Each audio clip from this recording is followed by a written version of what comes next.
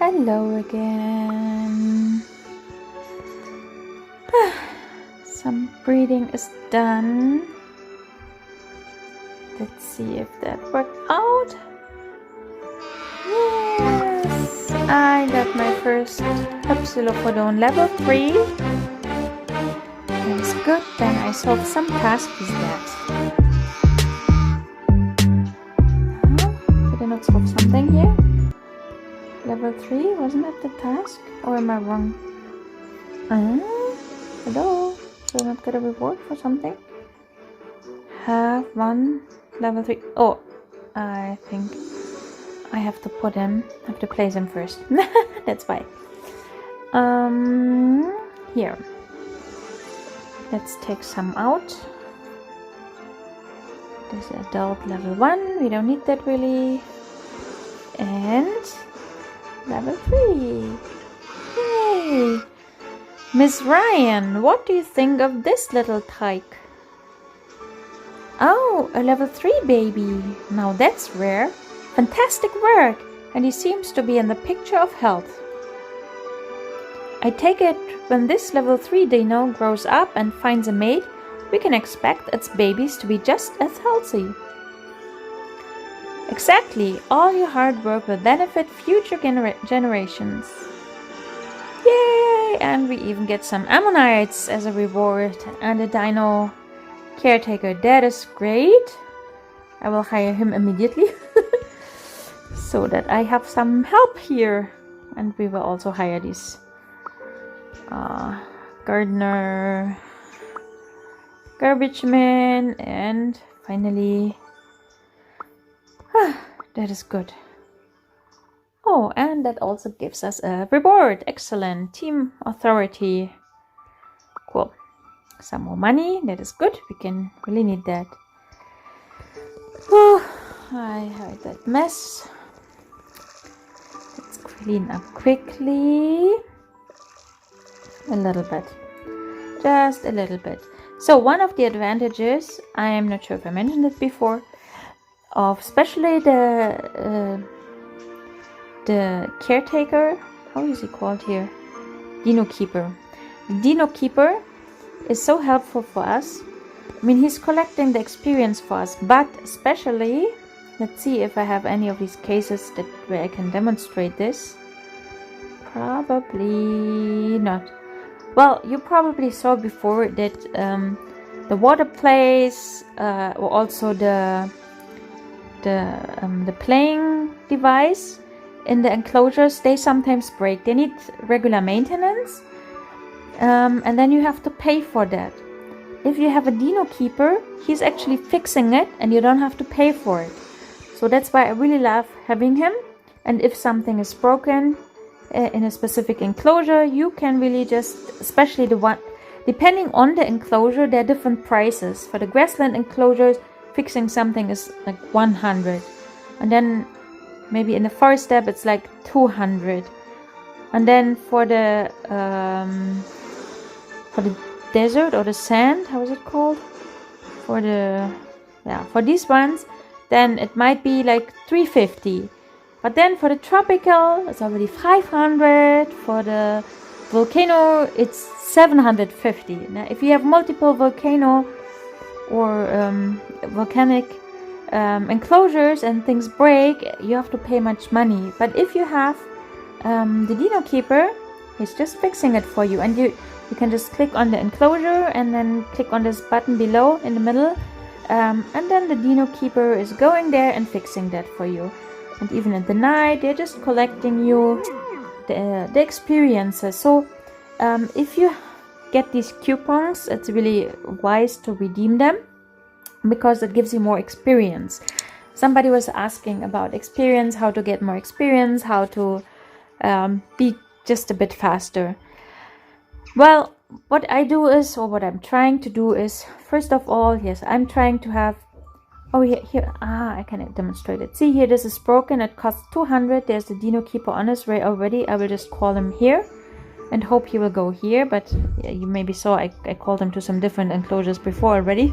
So I'm not sure if he's coming straight here. Come.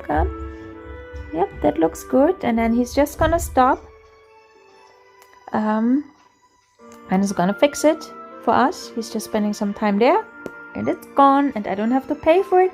I can just click on the star and collect my my experiences from him, my collected experiences.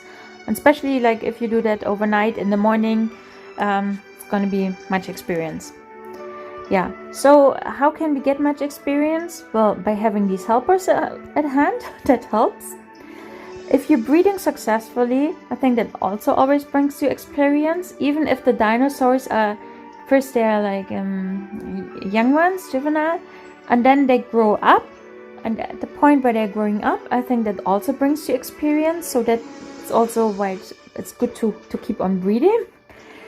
And what also helps is when you buy as much as possible these decorations, but especially the flowers, the bushes, and the trees, because as you can see here, for example, one of these pineapple palms, it brings you 14 experience points, and that's happening every 8 hours, I guess, in this case.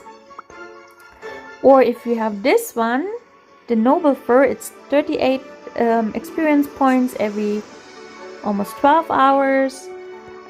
Or this one, 5 experience every 6 hours. See this one? Oh, I cannot see that. But here, once you're a bit higher level, you're also getting different kind of trees. This brings you 57. If you just try to always buy at least the ones that cost only coins, it will really help. Also by getting at higher levels. Right now I can only buy, for example, 3 noble furs, but at a higher level I will have more available of that. So normally I'm trying to buy as much as possible of these, so that I can always water them, because watering brings experience. It really makes a difference. But in this zoo, I have to say, you may or may not have realized that I'm playing 2 games at the same time. I have the German version on my phone. I have the English version on my husband's phone, which is a bit more difficult for me because I always have my German phone at hand, but not the English one. So it's in my phone, always in between. I'm sitting somewhere waiting for a moment. I'm waiting for my coffee. I'm just anything in between. I'm just collecting. I'm watering, or I'm collecting money.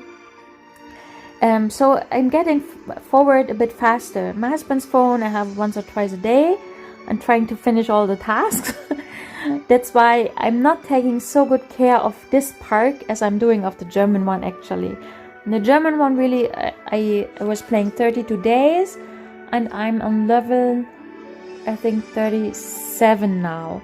So the average is still almost 1 level per day, but of course it's getting slower. Now I'm not leveling up every day, but maybe every second day, something like this.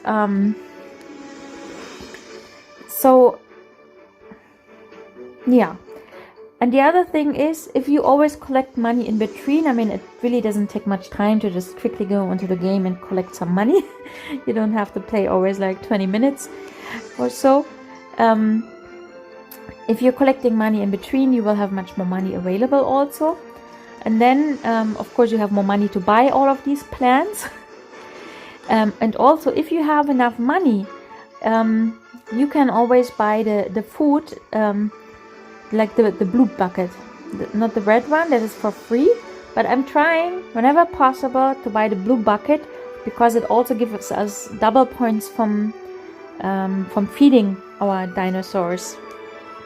I never buy the ones that actually cost ammonites. This is ridiculous for me. I would never pay for food with ammonites. But I'm really trying to, as possible, if I'm not just saving up for something specific at the moment, I'm trying to pay for the food and to get more experience by this. And then, of course, I'm also trying to really have the toy, the water place, and the throw, because all of these bring us more experience. In between, they can play. They're doing this a couple of times. It's not always us having to press the little sheep or so, or to clean up. I think it's 6 or 7 times that they can use this device and collect experience points. So this also really helps us in the long run if we're trying to really set up our enclosures right. The decorations in the enclosures, they don't really, I mean, they bring us visitor points, and more visitors also means more money in our registers, but they don't bring us additional experience while we're playing. I think they bring maybe a one-time experience when we buy them. I'm not sure if even that, but yes, there are some tasks where you actually need to buy them. No? And things like this, the barbecue pit, it's nice, it brings us visitor points, but it's not bringing us regular experience.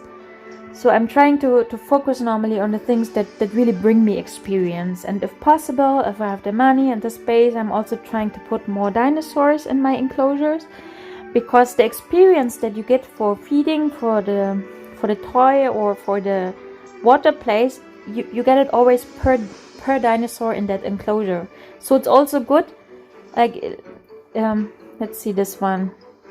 Oh, you could even put 10 together in one if it's big enough.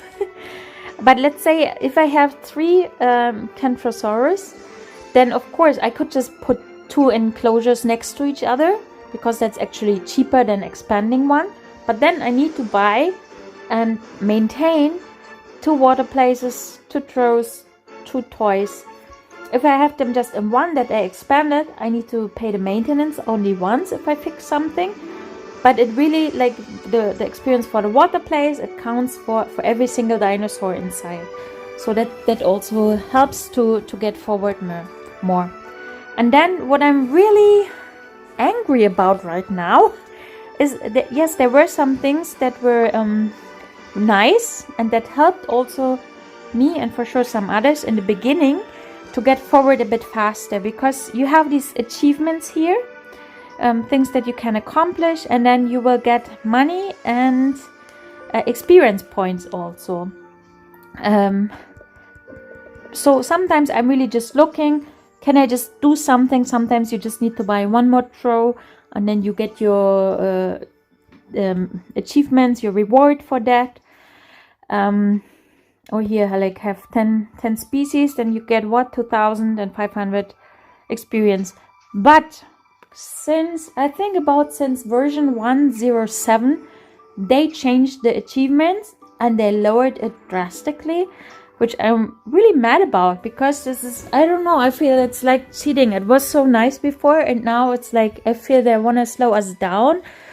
I don't know. I still have a ticket with the support open because I thought it was a mistake, and they told me no, they actually changed something and it's right the way it is now. Because before, I think I'm showing that maybe also in one of my videos. For example, here, build 20 forest step enclosures. Now it tells me I will get 1,500 coins and 5,000 experience. Before, I think it was like this, that for 5 enclosures I got 2,000. For 10 I got 2,500. And then I think for 15 I already got like, I don't know, 3,000 or 5,000. And then maybe for 20 I already got 10,000 and so on.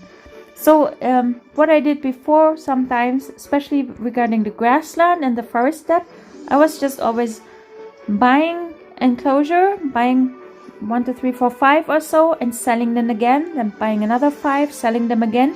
The number would still rise even if I sell them afterwards, because I actually bought so many.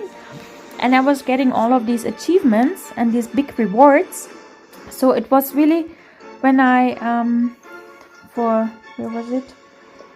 Where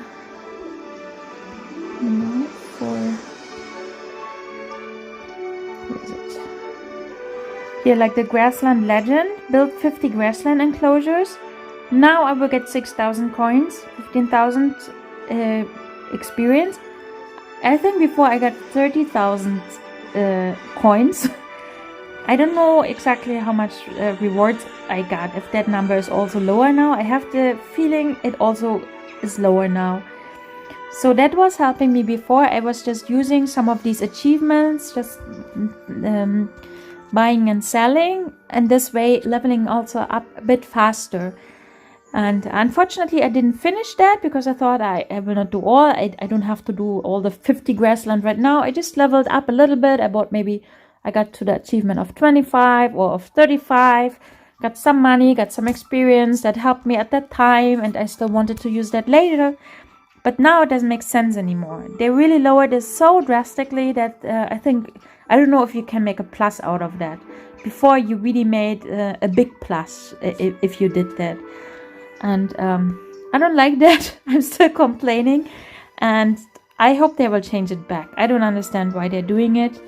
It really robbed me some of my joy. And it's in the English and in the German. And I know in German, I mean, I took pictures or videos before. And I know in YouTube there are also other videos, people posting how you can do this, how much you can earn. And now it's changed and you don't get that anymore. So, yeah, that was helping before. Of course, there's still some other achievements that you can try. Like you just have to look always what's closest. And it might help you to just do something, some of that. To actually just get this extra. Yes, and I also try, like, if I have the ammonites and so on, to build, to upgrade my admissions booth, like all of these, or upgrading my shops. Just doing that early in the game for a long time, you will have the benefits. Of course, if you're just trying out the game and you're already done, not. But if you're playing for a longer time, like for the Zoo 2 game that is similar to this one, I've been playing for, I don't know, 9 or 10 months, I guess. And then it really helps. But the games are really made in a way that it's a patience game. It's not like you can just finish it so fast and you're done. Because all the numbers, they go up exponentially. Like with every level, it's gonna take more experience the next level to level up. And with every visitor you get, it's gonna take more popularity points to get forward.